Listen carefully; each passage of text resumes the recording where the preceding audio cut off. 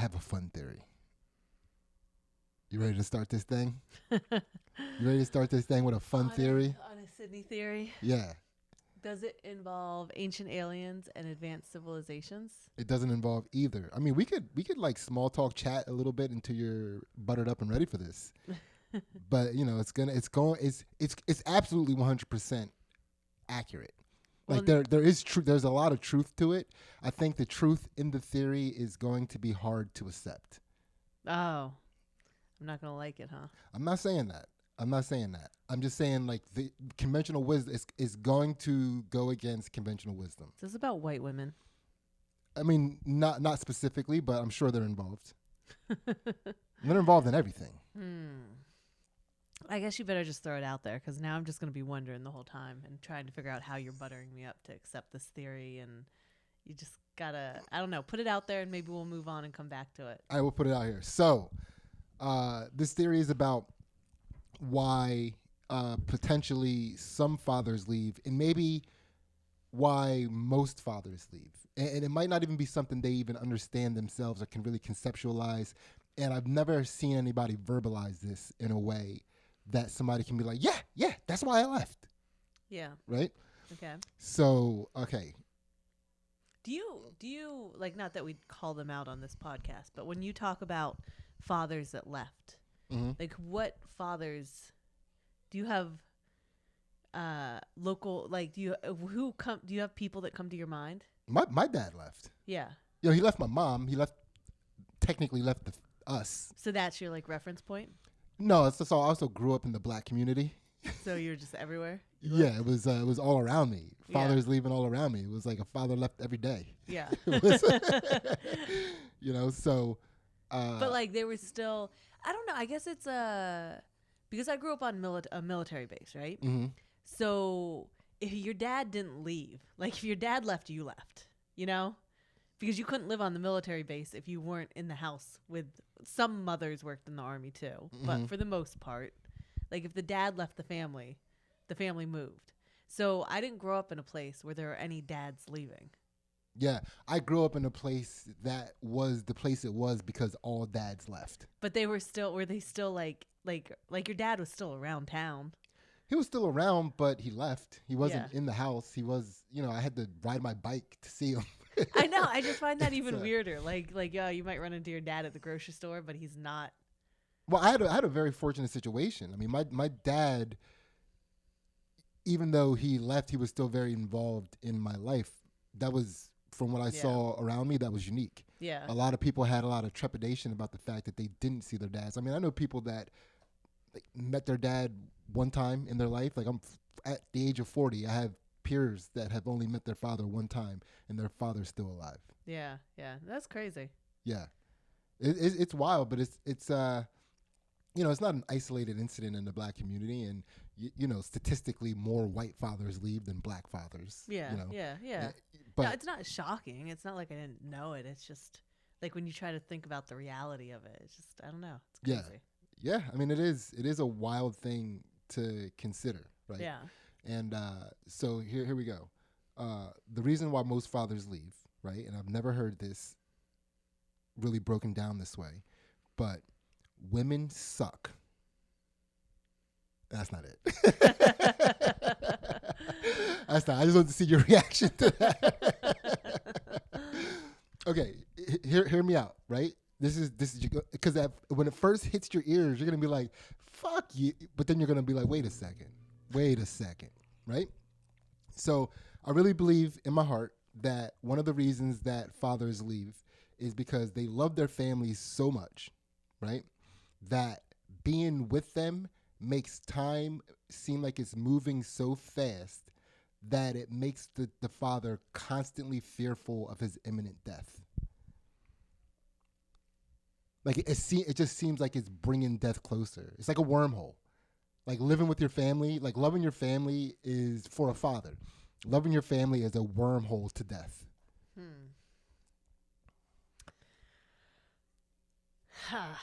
Just sit on that for a little bit. I mean, the fear of death, I think, is one of these subconscious reasons that motivates a lot of human behavior. Yeah.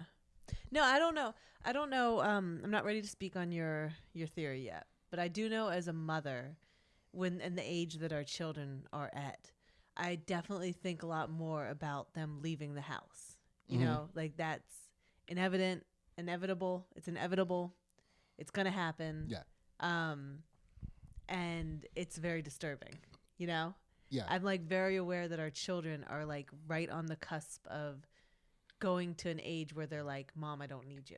You know, every time I'm like, oh God, why are they on me? Like, you know, like give me some space. I'm like, this is only for a couple more years. And that is very disturbing. And I know that guys can't handle shit. So maybe you're right. Well, it's the exact opposite though, right? Because men have that, you know, increasing sense of like looming death, like approaching when they're with their family. Because time is moving so fast where it's like, fuck, where did the time go? I'm almost dead. You know, it's like you're out like throwing catch with your son. And, you know, it's like you just look at your clock like, oh shit, I'm almost dead. What the fuck? What the fuck? What time did we start this game?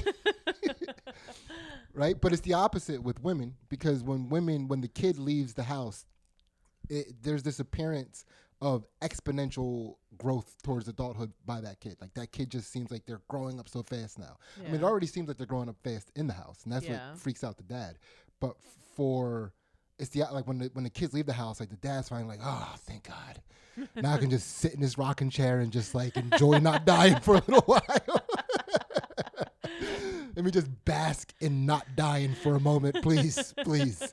That's when I'm just enjoying life right now. I'm just sitting in this rocking chair, just enjoying life, taking it 1 second at a time. Is that like that's like the easy boy, like why every dad has like a recliner that he has to sit in?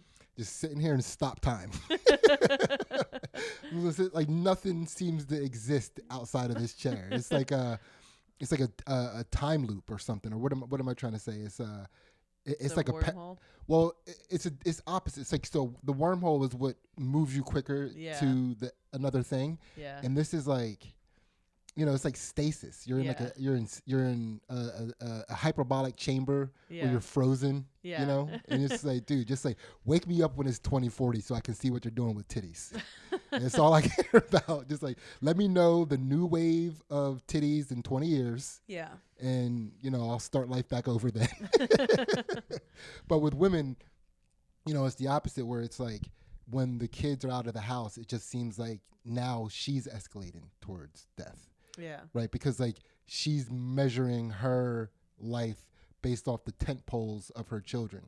Yeah. Well, and also women, like reproduction for women, it's like I think that all kind of happens at the same time for most women. You know, like you're having your babies, and then like when your babies are leaving, you're like going through menopause, and you're like, oh fuck, I'm just like a whole bag of nothing right now. You know, like it's like I've served my purpose and I'm done now. Yeah. You know? Now you're just waiting. You're just waiting. Now you're just waiting for death. Yeah, and that's why you're like, I need grandkids. Exactly. Exactly. Because that slows you back down. Yeah. Makes you feel useful again. And it doesn't slow the grandfathers down. It doesn't slow them down, but they're like, it's a way happier existence, because it's like all of the stress that comes with being the father, like being the in-house father, you don't get that with the grandfather. So you still get that fast passage of time, but it's like, it's fun. Yeah, we're all having a good time here. We're having a good time. We're all having a good time. Get to go back to your chair. Yeah, yeah, exactly, exactly. You know, and you say to your son, like, you know, you can leave. Like, they'll still have me as their grandfather. You can just leave. They don't need a dad. I just know how stressful it is being a dad. I know how stressful it is being a dad and loving your family. It sucks. You feel like you're going to die at all times. I guess death is around the mind too, because not only are you like accelerating towards death, it's like anytime you leave the house, it's like, if I die, what are they going to do without me? Like, you're like, as a man, you're like not supposed to go out there and die, right? Like, you ruin, I've had a lot of chances to buy life insurance. And I'm always like, oh, they'll fucking figure it out. Yeah. You know, like, but like, I feel like as a guy, you're like, oh, give me all the life insurance. I need it all. Yeah. So you're dealing with that. So check out that mind fuck. So you have, on one hand, you have that sensation that you're accelerating towards death, and then you also have that trepidation that if I die, they die. Yeah. It's like, I can't die. I can't die. But I feel like I'm dying right now. The only way to do this is to leave. Yeah. Like the best thing to do for my family is to leave. It's best for me. It's best for them. Yeah. You know, it's I've never seen or heard that articulated, and I think that is a prevailing feeling. Is that why when we had a kid, you went out and tried to die like the second day? You're like, let me get in a fight with a gunfight with a crowbar. Well, I mean, I'm Batman. Like, I don't believe in guns, so if I am going to get in a gunfight, I'm probably gonna have a crowbar or something. But you know, but that was another thing. It was like, I can't have my kids being raised by a father that lets that kind of shit happen to him. Yeah. You know? It's another pressure. It is, because it's like, imagine like what kind of sucky life you're going to give to your kids if as a father you give them the example of just like letting people bully you, or, you know, it's like, you know, that's another form of death. That's legacy death. Yeah. Right? Like I heard a fighter say something really interesting the other day. I think it was Michael Chiesa, and he was talking about. Oh no! It was a jiu-jitsu grappling artist. It was Nathan Orchard, the guy that's famous for the Dead Orchard, and he was saying that every man has two deaths. Yeah. Right. It was when you die, and the last time a person says your name. Right. Right. Right. That struck me. It was like, dude. It was like. Not in a way that like made me, oh my God, I gotta do something so that my name can be. It was like, that got me hype. I was like, fuck yeah, dude. Hell yeah. I'm just gonna chill. Where's my chair? Yeah. I'm trying to stop time here, Michael Casey. You need to calm down. But that was I'm not Nathan Orchard, I keep saying it. But I liked that phrase. It was really cool. Like I really enjoyed it. And although I feel like as a 40-year-old man, hearing that should have lit a fire up under my ass. But I was just like, you know, pass that joint. Sick ass phrase. Who said that? Like Marcus Aurelius or something? That was a cool ass phrase. You know, but which almost is kind of like alarming that phrase isn't like when it's said, it's not also very potently associated with the person that said it. Yeah. You know, because. Like, is that person dead now? Yeah. Whoever said. Yeah. He's double dead. Yeah. Some dead guy. Some guy who's dead to me said this once. You know. Yeah. But speaking of cool fighter quotes, I have this quote really struck me again. I get hyped up by fighters. Like fighters hype me up because they have this interesting way. I'm talking elite fighters anyway. They have this interesting way that they approach life in that they are constantly looking to find in an opponent, is what I'm saying. They're constantly looking to find in an opponent what it takes to beat them and what they can overcome. What they themselves? Or what they themselves can overcome. Yeah. Right? So they in order to find out what you can overcome, you have to find the person that can beat you. Right. And then you have to beat them. Yeah. Right? Which is, I love that approach to life. I love that. I mean, that's samurai shit. Yeah. You know? That's Miyoto Musashi, the Book of Five Rings shit. Just walking around with a sword, hoping to bump into another motherfucker with a sword so we can find out who gets to live. Yeah. Like, that's like, I mean, again, I don't want to live that way.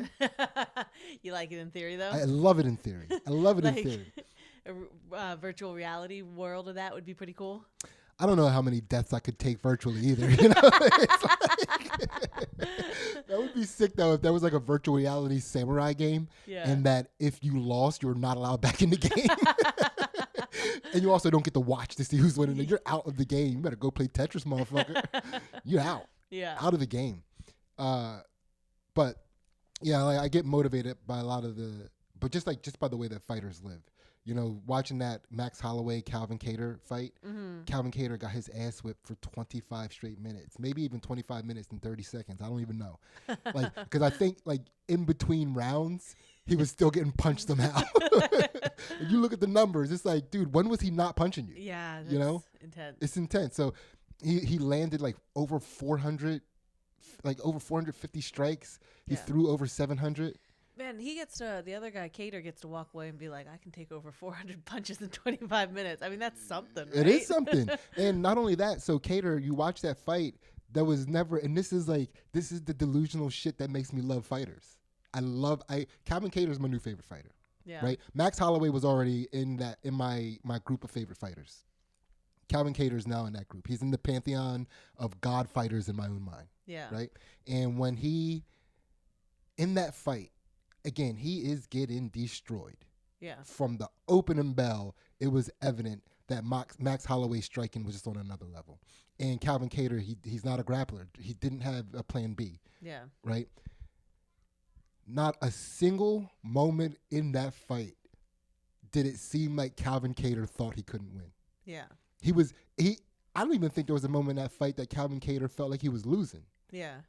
He was there to fight, and that's what he was there for. He was there to see what it takes to beat him and what he can overcome. And the only way he can know that is if he stayed in the fight and fought for all 25 minutes. Yeah. Right? And that was a beautiful thing to me to see. Yeah. I'm like, I just have goosebumps thinking about it now. Like talking about it right now, I'm just like, it just makes me, it's electrifying me. Like I can feel it, right?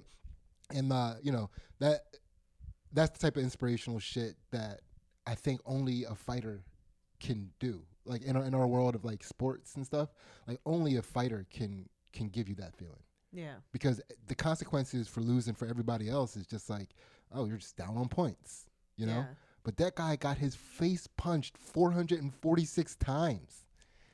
Yeah, I mean, I was about to say, there's people that go through life without getting their face punched that much. And I'm like, there are, I don't know, there's fighters that go. There are fighters that go through a whole entire career Yeah. and never get punched 447 times. Most probably. I think probably a good deal. Well, not unless they fight Max Holloway.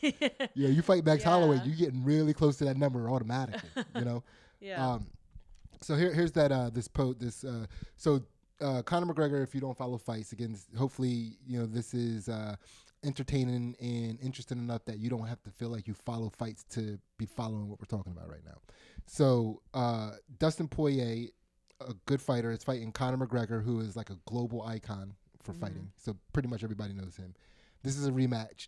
Conor McGregor already beat Dustin Poirier like 4 years ago. So they're fighting again. And this time the stakes are different, right? Because instead of them being both up-and-coming fighters, they're both established fighters fighting for legacy and fighting for a chance to fight for the belt again, right? So Conor McGregor, he said, he's talking. Did he unretired? Didn't he retire? Yeah, he unretired when he came back and fought Donald Cerrone. Okay. Right.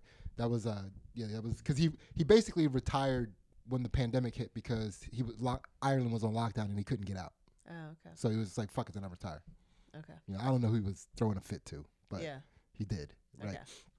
So he goes, he's talking about Dustin Poirier, and he's like, I like Dustin. I think he's a good fighter. And he's even a great fighter, But great is still levels below me. Dude, he said that. I almost did a sitting backflip.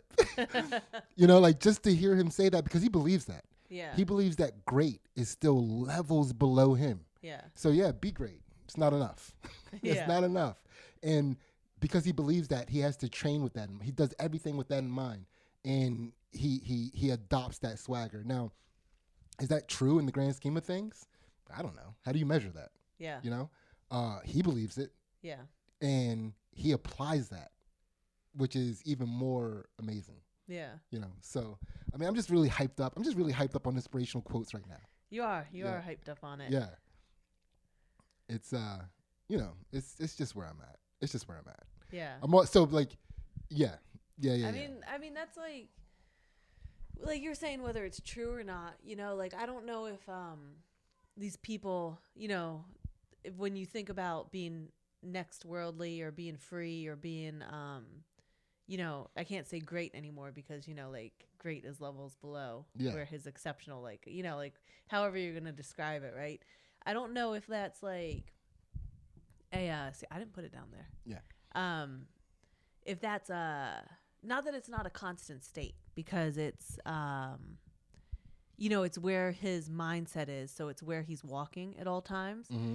But whether you touch that and reach it in your competitions at every moment, like I don't think anybody would deny that Conor McGregor has touched that beyond greatness within fights. Mm-hmm. Like when he came, I don't remember who he was fighting, but when he like first was coming out and like movement was everything, and he had that fight and he was just like dodging and moving everything, and you're like, wow, that guy's next level, you know? Like he definitely touched it there, Yeah, and I'm for sure sure. he's had fights since then, but like he's also lost fights since then. So it's like that, I don't know, something about that, you're looking at this next level and trying to reach it, and it's like, I don't know. Well, see, so with that being said, here's why after that, I lost like that, after watching Calvin Kattar lose that fight, like I watched him lose that fight, he became my favorite fighter. He's in my group of the pantheon of God fighters in my mind now, because, and the same thing about Conor McGregor. Conor McGregor, he's lost. Yeah, he's lost 2 fights in the UFC. He's only lost to godlike fighters. Yeah. He lost to Nate Diaz and he lost to Khabib Nurmagomedov, right? Mm-hmm. 2 godlike fighters, and Khabib Nurmagomedov may be the Zeus of fighters right now, right? And during that fight, when Khabib did beat him in the 3rd round, it was competitive. It was a competitive fight until Khabib won. But even when he was being choked out and had to tap, and he was left in a huff, like on the mat in a huff, as Khabib Nurmagomedov was standing over top of him, screaming in his face. Conor wasn't broken. He still took the posture of a champion. He still took the posture of a god. He was accepting his loss like a god, and I think that is what keeps him at that levels above great stature. Yeah. Right? Because even in loss, he's a god. Yeah, which I think is an important message, because you look at those people and you think about what they're doing, and it can seem untouchable. Mm-hmm. Like, how could I ever apply that to my life? Like how could I ever, Yeah. But but it's a struggle. It doesn't mean that you're not infallible. It doesn't mean that you're not going to have ups and downs. Yeah. Like you said, it's a mindset. And he wasn't delusional about it. He wasn't trying to convince himself that he didn't actually lose, like the Sean O'Malley, that young kid that got beat up. He was undefeated. He lost the fight, and he was trying to convince himself that he didn't actually lose that fight. Yeah. Because he hurt his leg in the fight, and the guy ended up beating him. Yeah. And he was a whole like, well, if I didn't hurt my leg, it was like, dude, he hurt your leg. Yeah. You never hear the greats be like, well, because this happened. Like it's like, no. Well, if he didn't punch me on the chin and make me lose consciousness, I would have fucked him up. Yeah. Like, you know what I mean? It's like, dude, he only won because I lost consciousness. It's like, you kind of took your consciousness, Yeah. But that's a similar thing. So you compare that to because I'm like, you get like a lot of these athletes, like basketball is still my favorite. Well, combat sports are my favorite sports, period. But like after combat sports, basketball is my favorite sport. It's not even close, right? It's I watch fighting and basketball. Those are like pretty much the only 2 sports that I watch. Mm-hmm. Basketball players are such bitches, right? Mm-hmm. Where you hold them, we hold these fighters to different standards. Where a fighter is like, well, I gave it my all. People are like, you didn't give it your all in this fight. You didn't give it your all in this fight. And they start like tracking all the times that they were broken, right? James Harden didn't report to his team at the beginning of this year, right? Went and hung out at strip clubs with rappers, even though he was violating the NBA's COVID policies. During the season, until just recently when he was traded, when he was still playing for Houston, he was sandbagging games. He wasn't playing defense. He wasn't trying. He didn't give a fuck. He's overweight, right? And then because he wanted to be traded, he was trying to force Houston to trade him.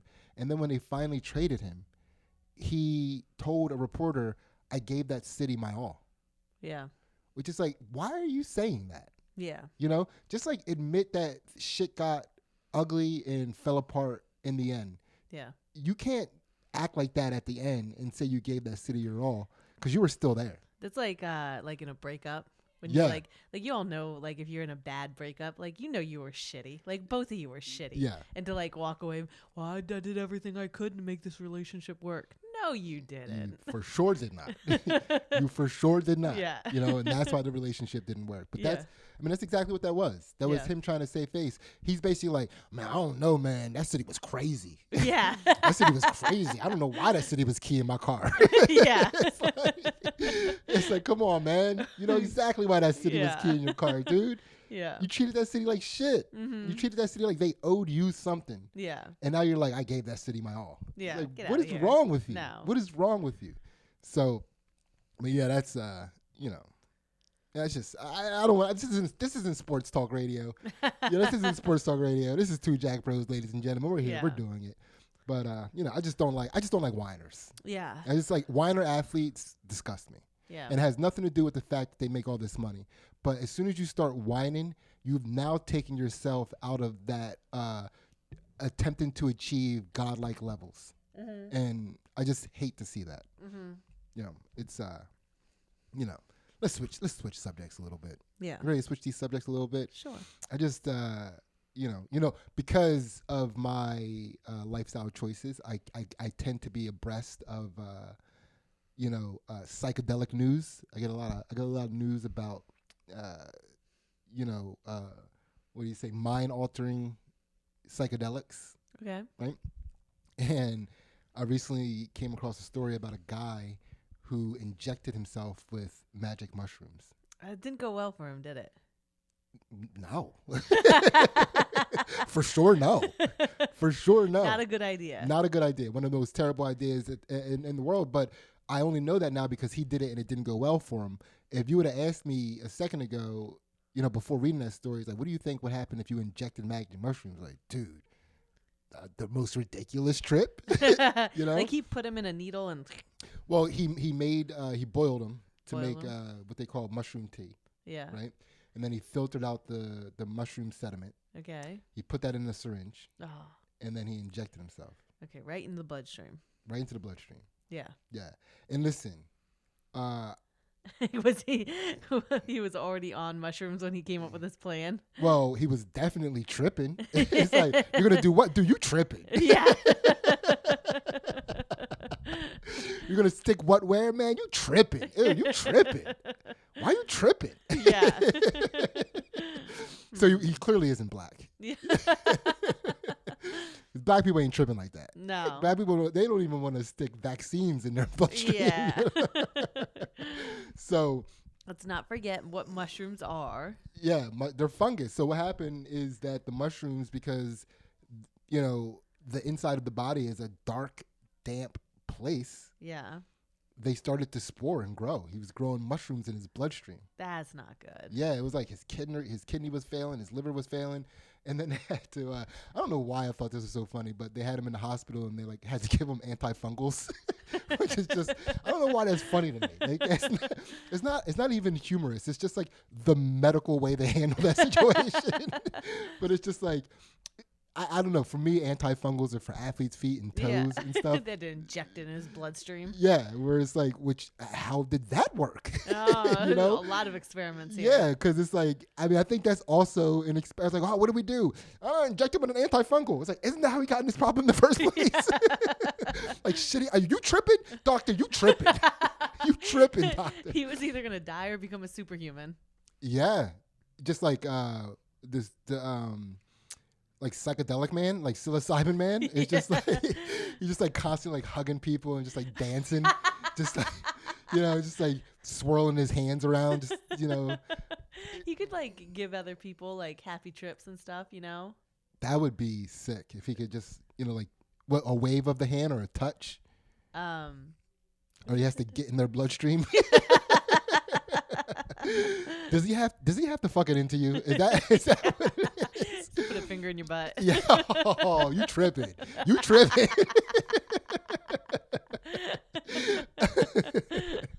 Yeah. So, was it you? Do you know this guy? Do you know this? Was it a guy? I don't even know. It's just was it just a person now? Yeah. So that's a ridiculous. It's a ridiculous thing. Yeah, you know? For sure. It's yeah. So what do you got, Ace? We are we're already halfway through this thing. Did you hear what was going on with Armie Hammer? Do you know who Armie Hammer is? Kind of. I mean, I just was annoyed by the story because they were talking about him as if I should know who he is. Yeah. And that makes me uncomfortable. It makes me uncomfortable, and it just makes me back away from stories. Yeah. You know? It's like the guy that did the show about the ad company from back in the day. Mad Men? Yeah, Mad Men. Yeah, I looked at all the stuff that he's like. He was familiar, and I'm like, Well, he's I'm not even talking about Armie Hammer yet. Oh, I'm talking about the guy that the guy that stars in that. Yeah. Like something Ham. Oh yeah. It's like one day they started talking about him like I should know him. Yeah. And I was like, fuck this guy. I don't know this guy. I don't know who the fuck this guy is. Yeah. Now I just don't fuck with him at all anymore. I just don't like anything that he's in. I'm like, nah, fuck that guy. I remember when they tried to tell me I knew him. I didn't know him. I don't know that guy. Fuck that guy. But yeah, so Armie Hammer. Yeah, I looked up, like, I mean, he was in The Social Network. Like, he's in stuff, but he's familiar, but I couldn't find anything. I was like, oh, he's this guy. Like, Yeah. I was going to tell you why you should know him, but I couldn't come up with it. Yeah. There's a bunch of artsy movies and stuff. Yeah, and I saw that he was supposed to be in a movie with Jennifer Lopez. Yeah. And that's what I was reading. I was reading, like, you know, so I probably was reading the story that was going to talk about whatever the attempted cancellation. Yeah. Right? So they're attempting to cancel him because they're accusing him of being a cannibal. Go on. Go on. So maybe I should know Mr. Hammer. They think he's a cannibal. Like, this is the accusations. The reasons he should be canceled is that he's a cannibal. He likes to drink blood, and he likes rough sex. He has rough sex/rape fantasies. Well, maybe he heard people were injecting themselves with mushrooms, and he's just trying to get that good trip. You know what I mean? He's just like, that would be, man, we got to introduce Armie Hammer to this guy. Yeah. Yeah. You know. So I think the reason, like, I was trying to follow this, like, where do these accusations come from? So there was some leaked DMs, and in one of the DMs, he was, I guess, talking about cutting off somebody's toe and keeping it in his pocket. Yeah. And I think that these DMs are in the what are they called when you go to the, like, women's naked rooms? OnlyFans. Yeah. Like, OnlyFans. So apparently I think he's, like, the claim is that he's making these cannibal threats or proposals, or I don't know what they are, to women that are, like, prostitutes or sex workers. Yeah. But so his ex-girlfriend, like, her name's Courtney Vukochek. I don't know if she's an actor or not. She said that he wants to break my rib off and barbecue it and eat it. And if I, like, had a little cut on my hand, he'd like to suck it or lick it. But that's about as weird as it got. Yeah, I mean, so I think he's how do we break this down? So there is that sensation of, like, when something is, like, so cute, you just want to, like, oh, I just want to smash it up and eat it, and like a puppy, it's like, oh, to grab your cheeks and smush them together until you can't breathe anymore and your head explodes. You know, it's like that kind of thing. Yeah. So maybe he's just like doing that with adults. Yeah. You know, and he's probably like doing it in baby talk too. Yeah. He's like, oh, I just want to take your rib out and barbecue it up and eat it up. Yeah. It's like, I'm gonna cut your little toe off and stick it in my pocket and walk around with it. Oh, you got such cute little toes. Yeah. It could be. Like, how you say that determines everything. That is very true. Everything. Like, if you say it in a way, if you say it in a monotone voice, yeah, that's no bueno. Like, you need to undulate. You need to go up and down as you're saying face, that. Yeah, like, yeah. You can't be like, I want to take your toe off and stick it in my pocket. Like, huh? Pardon me, Mr. Hammer. Pardon me, Armie. You know, I would like to cut your rib out, barbecue it up, and eat it. It's like, huh? It's just like every time you wear that crop top, that's how I feel. Yeah, so how did he say it? How did he say it? I don't know. That matters. And if it's over DMs, that's tricky, right? It is tricky because you can't convey tone over DMs. Yeah. So this guy is getting railroaded by the fact that you have to read everything you read. I'll put it to you this way. When you want to cancel somebody, you have to read everything like an autistic person. Right? Yeah. Because you have to be like, you have to look at that and read it in that monotone voice in order for it to be a credible threat. Yeah. Because if you at all connotate it in any way shape, or form how a normal human would talk, you'd realize, it's not that bad. Well, in order to understand this, they did go interview Gilberto Valle, which I don't know if you remember him or not, but back in 2012, he was accused of kidnapping his wife because he was a cop in New York City. Wait, hold on for a second. So this is like some Silence of the Lambs shit, right? Some Silence of the DMs type shit, where it's like they need it. Like, this is what Armie Hammer's saying and doing. We need to go to Hannibal Lecter and figure him out. They've got to go talk to Gilberto. Yeah. Goodness gracious, they had to like Gilberto's like tied up in a cage. Like they had to have a guard unzip his mask so that he could talk. They were like, here are Armie Hammer's DMs. What do you think, Gilberto? His eyes get all wide. He starts shaking. He's like, no. He was like, please, I don't want to talk about this. This is a rough time. Because like, dude, I'm trying to get away from this. Like, dude, yeah. this isn't me anymore. I'm not that guy. Yeah. I'm not that guy. This is a young man's game. This is the Armie Hammers of the world right now. So his wife found on his computer reams. They described it as reams of cannibal porn and details of plots to eat her and other women. This is Armie Hammer? No. This is Gilberto. The expert that they went to talk to about. Gilberto. Yeah. Okay, yeah. Who was a cop in New York City. And then his Yeah. wife found this all out and, exposed him. And Did Gilberto at any point say, just when I thought I was out, they pull me back in?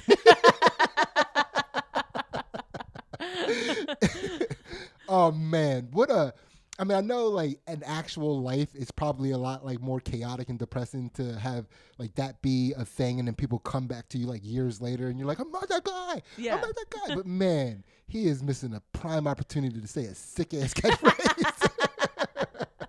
That's catchphrase worthy shit. Yeah, Right? It's yeah. like, oh man. Okay, go ahead. What is So he had to go to court for this, and he got convicted in 2013 of it for like somehow the wife got him convicted of kidnapping her. Like, yeah. How does that even happen? I don't know. You take your wife for a ride in the car, and she's like, "I'm kidnapped." Like, yeah. like, but it's so much easier for a woman to claim she was kidnapped by a guy than a guy to claim he was kidnapped by a woman. Like, it's ridiculous. Like, a woman, because hear me out though. Like, a woman could walk into a police station, right, and be like, "I was kidnapped. Yeah. My husband kidnapped me." Yeah. And he'd be like, "We got to get this man off the street." Yeah. Right? Like, a man could dial fucking 911 with his nose from inside the trunk of a car and be like, "This woman kidnapped me." And be like, "Give it 24 hours. Let's see how that works out." And let's, I mean, maybe she's just is she in a mood? Is she just in a mood right now? All right, go ahead. Go. So she kidnapped. So he got convicted of this in 2003, but then the next year, a judge freed him. Like, he appealed and he got free because the judge agreed with him that sick thoughts are not a crime. Is that? Well, kidnapping is more than a sick thought, but like, was he like, I'm gonna kidnap you, girl? Yeah, I don't know. I didn't get any details about the accused kidnapping and the but he is on Armie's side, and he's like I don't know exactly what's going on, but this might just be kink shaming. Yeah. Yeah. But I don't want to get into it though. I don't want to get into it. I mean, it's not I don't do this anymore. He definitely kept saying that in the article. He was like, "I'm trying to get past this. I've moved on with my life. Like, that's not. I don't cannibal people anymore." That's pretty sick. That's like to be the go-to authority on whether or not, like, read these DMs. Yeah, is he on the line? Is this guy fucking insane? He's like, zip me back up. Oh man, what a world we live in. Yeah, like that's movie shit. That's like that's not how typically things are figured out in the world. They're like, we gotta go to Hannibal Lecter for this. Wow, what's his name? Gilberto Valle. Gilberto Valle. Mm-hmm. It's a good name. He's the real Hannibal Lecter. Yeah, he's like, I wonder, man. But he never crossed the line. I don't think he ever ate anybody. He just liked to watch porn where people ate each other. I don't know what that porn is about. Like, yeah. Well, as far as we know, neither did Armie Hammer, right? Armie Hammer didn't eat anybody yet either. Yeah, no, as far as we know, no. He just Dude, how funny would it be if Armie Hammer refused to eat pussy? I just don't do it. It's gross. I just give me that ring, the rib though. Can I suck? Oh, paper cut. Let me suck that. It's Yeah. just like, I just want to take your rib and fry it. You know, it's like, but I don't eat raw. No. I don't fuck with pussy or sushi. I don't eat those two things. That is funny to consider that, like, going down on a woman is sashimi. Sashimi, put a little rice down there, a little seaweed. Yeah. I wonder if that, yeah. Yeah. Because, I mean, like, and also, if Armie Hammer does eat pussy, how does he eat pussy? Yeah, that sounds dangerous to me. Yeah. Yeah. Like, hey, teeth, man. Yeah, a little too much teeth, Armie. A little too much teeth down there, buddy. Yeah. Yeah, I'm curious about that. It's a very it's You want to go to intriguing. Gilberto Valle, the expert on this, and ask him how he did it? Yeah, how you eat pussy? What do you do with your hands? So, are you like, you rest on your elbows? Man, that's wild. That's wild. Gilberto Valle, I'm glad you exist. Yeah. Yeah, what a fun, kooky world we have because of people like him. Yeah. Yeah. What else you got? Oh, well, Jamie Lynn Spears, apparently she put up a tweet. This is Britney Spears' little sister. Yeah. Okay. She put up a tweet to Elon Musk and says that he owes her a couple of cats because she says Teslas are too quiet and her cats never heard them coming. And she doesn't want to say how many cats that she ran over. Yeah. But two's fine. Just give me two and I'm good. She needs a couple. I don't want to get into how many. Don't want to get into how many. Yeah. Man, I wonder how many Armie Hammer ate because he just was eating pussy. Just like, that's wild. Jamie Lynn Spears is crushing cats. Yeah, but then she had to like take everything down and be like, no, I didn't really run over cat. Like she tried to take it all back and then she deleted that too. But that's the weird thing about cats is that they get fucked up by cars that are parking.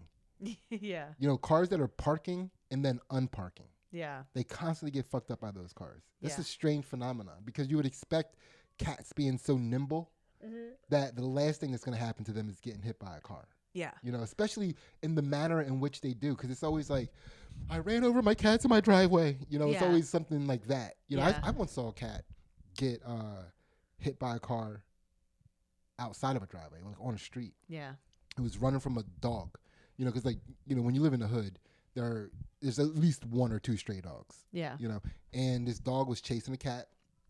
Cat ran, and it was wild how it happened because it ran with like on the sidewalk, you know, parallel with the street, and the car that was coming was like parallel with the cat for a little bit, and then all of a sudden the cat just hit a hard left turn into the street, and its head went right under the tire. Yeah. It was almost as if it's like, I'll hide here. You know what I mean? It was just like Yeah. its head went right under the tire, and it was just It the popped. loudest pop, Oh, like gross. pop crack, and it was like me and another kid, and because we watched the whole thing from like dog chase to like car, Yeah. and it was just like it was crazy. We had blood on our Yeah. jeans, like Yeah. it popped and was like on Yeah. like by our shins and shit. It was Yeah. insane. It Yeah. was one of the most insane things I've ever seen, and it's and still to this day I'm just like, why did that cat make that turn? Yeah. Like that dog wasn't even getting close. Yeah. You know, it was smoking that dog. Yeah.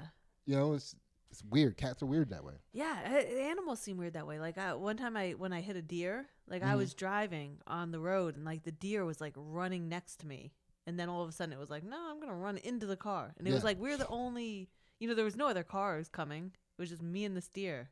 Yeah. It was like, why are you running at the car, deer? What didn't you hit a wolf? Yeah. You be hitting shit. It was like they were like close together when those things happen. Yeah, like maybe that wolf was chasing the deer, or not? No, it not was that like, close together. Like days. Yeah, I know it was like in college. They were like a week apart. Yeah. I remember that. Yeah. I remember you were fucking up I was. My Disney Saturn. creatures. Yeah. with a plastic car just running down Disney creatures. You're out for me. I'll never forget that. Like I don't always remember the deer, but I do remember you took out a wolf. I'm like, yeah, that's my girl. You didn't think I was like a villain? Were you like? No, I she mean is- you weren't an evil person. You know what I Yeah. mean? You were a good girl. Yeah. You're a good little lady. But it was Still a Disney princess. it was just like, yeah. The only thing I was upset about is that you didn't come back wearing the wolf. If you really my chick, you got to come home with that Like wolf. blood dripping down my face. Sorry guys, I'm gonna go eat her. Damn girl, come on, when you wear wolf blood, you make me. It makes me want to eat you.